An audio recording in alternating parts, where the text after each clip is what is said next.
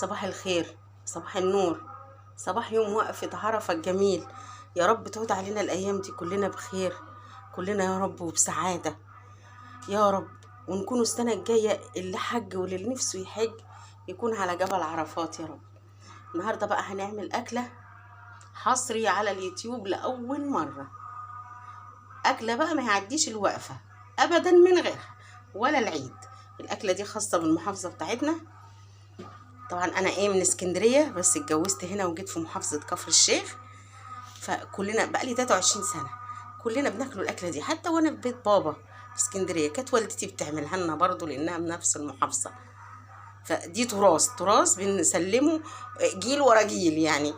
ما ينفعش الوقفه، ما ينفعش العيد، ما ينفعش المولد النبي من غير الكباب يا جماعه.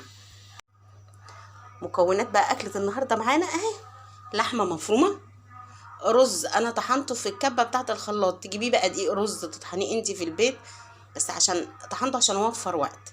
طبعا دهنه كتير بقى، محدش يقول لي طب والقولون ده لسه فيه بصل. يا جماعه بصل وخضره دي العجينه بالظبط زي ما بتعملي كفته الرز، بس في بقى تريكات تانية هنتعلمها مع بعض.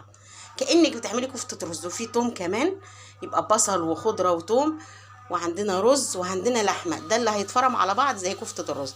اما الدهنه دي وبصل تاني لسه كتير هيتعمل بيه الحشوه بقى، وهنشوف هنعملها ازاي. وحد يقول القولون المحافظه كلها بمراكزها بكراها عايشه عليها، والحمد لله تمام وبخير. الخطوه التانيه بقى هنعملها الاول، وهي بصوا بقى كميه بصل، وممكن اعوز تاني حسب ما هشوف. هفرمها في الكبه بتاعتي ديت وارجع لكم. تمام. ايوه، وجينا تاني بقى الخطوه اللي بعد كده. البصل في الكبه ضربناه، وفي حاجه بقى واسعه على النار كده، صينيه طاسه عندك، تحطيه وتسيبيه شويه لما يطلع الميه. شو بيطلع الميه بتاعته ازاي؟ وساعه ما يطلع الميه بتاعته ننزل عليه بقى بالدهنه اللي عندنا عشان تسيح بقى جواه، وهي اللي تحمره مع معلقتين سمنه كده يا جماعه.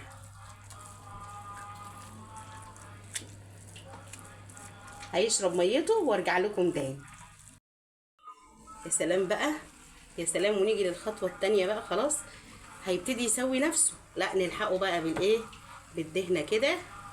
تقوليش كل دي دهنه يا ستي، بس اتكلي على الله واسمعي كلامي وجربي، هتبقي مدمنه. كل اللي كلها بيرجع يسأل عليها تاني. اصحابي بقى وقرايبنا في اسكندريه بيقول لك ايه ده، احنا عايزين نشوف انتوا عملتوا الكباب الاخضر. يا جماعه ده مش كباب يا جماعه، دي كبابي. ونقلب كده الدهنه دلوقتي خليكم معايا في الكبابي. دي التقليه بتاعه الحشو بتاعه الكبابي، لازم نعملها كده الاول عشان لما تستوي نحطها تبرد، مش هينفع تتحشي وهي سخنه. تحطيها في الرف الحافظ بتاع التلاجة او في الفريزر شويه تجمد، وتطلعي بقى تحشي منها عشان تعرفي تشكلي الكبابي. ولازم طبق يبقى جنبك كده عشان تحطي المعالق فيه، ما تحطيهاش كده على البوتاجاز او. وبعدين بقى نحطه كمان. ايوه، ما حدش يقول لي كل ده سمنه يا جماعه. الاسكندرانيه بيعملوا الصياديه بيملوها بصل. جربوا مش هتخسروا حاجه. ونحمره بقى، لازم يتحمر، بس انا مش هحمره جامد، انا هديله لون. وبعد كده هحضر له طماطميه 2 مش كتير، عشان بقى الحموضه ماشي. تبشريها او تقشريها وتقطعيها حتت صغننه ونحطها عليه. يلا بينا عبال ما نخلص البصل وارجع لكم تاني. دلوقتي بقى بصوا البصل عملت شايفين اللون؟ انا ما بحبش اللون اللي اكتر من كده، لكن هنا بيحمروها اكتر من كده. بس انا جوزي والاولاد ما بيحبوهاش حاميه قوي، وانا كمان كده بتبقى مسكره كده. بقى ننزل بالطماطم، وعلى فكره انا ما حطيتهاش وسبتها على النار، كل شويه ايدك فيها تقلبيها عشان بتلزق من تحت، وتخليها على نار هاديه. دلوقتي الطماطم هحطها تاخد لون كده وتنزل ميتها معاها. شوفوا بقى الطماطم، شوفوا اللون اتغيرت بقى. الطماطم دابت جوه البصل كده. نبتدي بقى كده استوى، كله استوى. ولو حبيتي البصله خشنه عن كده يا ريت، بتبقى اجمل كده. بقى نحط بقى الخضره بتاعتنا ونطفي النار. نطفي النار.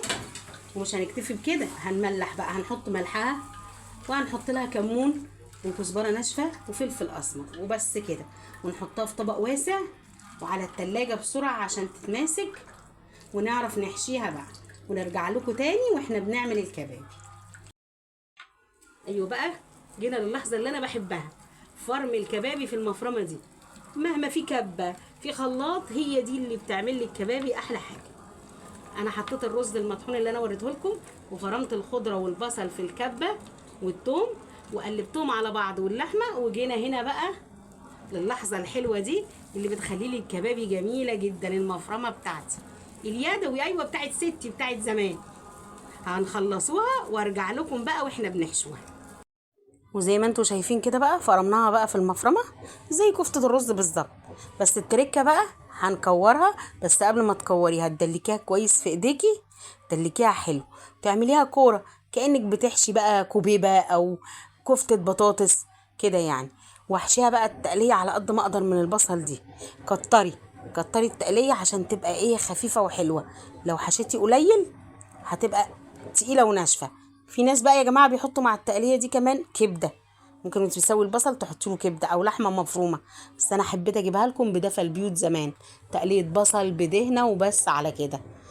واحلى كبابي النهارده معانا. بس دلكي برضو ايه العجينه كويس، عايزاكي تدلكيها قبل ما تحشيها، وهتبقى تمام، هتبقى خفيفه وحلوه من جوه.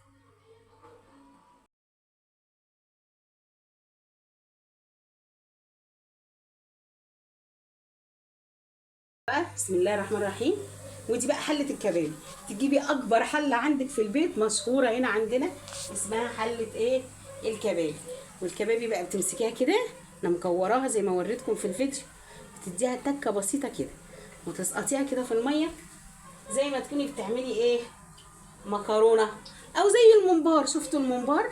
ميه وحط لها ملح زي حدق الرز كده، ونسيبها بقى ايه تغلي فيه وتستوي، مملى الحله كلها وتستوي براحتها.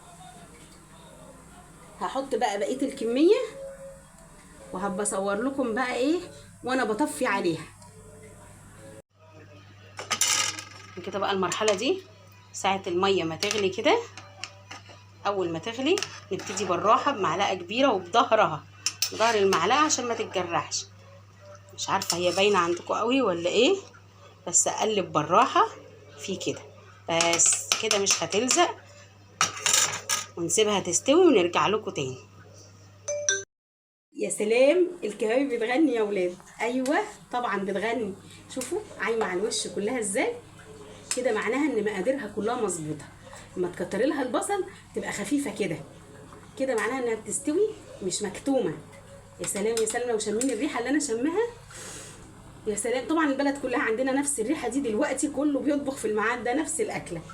اللهم اني صائم. يلا بقى كده ايه هنطفي عليها ونرجع له. يلا كده بقى مع بعض نشوفها ايه استوت ولا ايه. بسم الله الرحمن الرحيم. الله، بونبوني بونبوني، شوفوا المنظر، طعم بقى ما اقولكمش. طبعا هندوقوها ليوسف الصغير، هو مش صايم، وبقى فايده النهارده هيدوقها ويقول لي مستويه بقى ولا لا. في بناكلوها كده، فريق بياكلها كده وفي فريق بيحمرها، تبقى ريحتها زي الممبار المحمر، بتبقى خطيره. انا باكل الاثنين صراحه، باكلها كده وباكلها محمره. يلا اتفضلوا معانا بالف هنا وشفا. بسم الله الرحمن الرحيم. يلا بقى مع بعض كده اخر مرحله بقى، اللي بيحبها محمره طبعا بتبقى جميله قوي. بسم الله الرحمن الرحيم. هنحمرها، واللي بيحب بقى قناتنا وعجبه الجو الدافي بتاعنا وعايز يكمل قناتنا بالدفء الجميل، يشترك معانا في القناه ويفعل الجرس ويعمل لنا لايكات بقى. ودي احلى كبابي السنه دي عشان معاكم، وبالهنا والشفا. دي بقى الكبابي بعد ما حمرناها، حاجه بقى ريحتها وهم. هخلص البقيه بقى واجري بسرعه، المغرب قرب جدا. تعالوا معانا بالهنا والشفا. اوعوا تنسوا اللايك، واوعوا تنسوا الاشتراك في القناه وفعلوا الجرس. باي باي.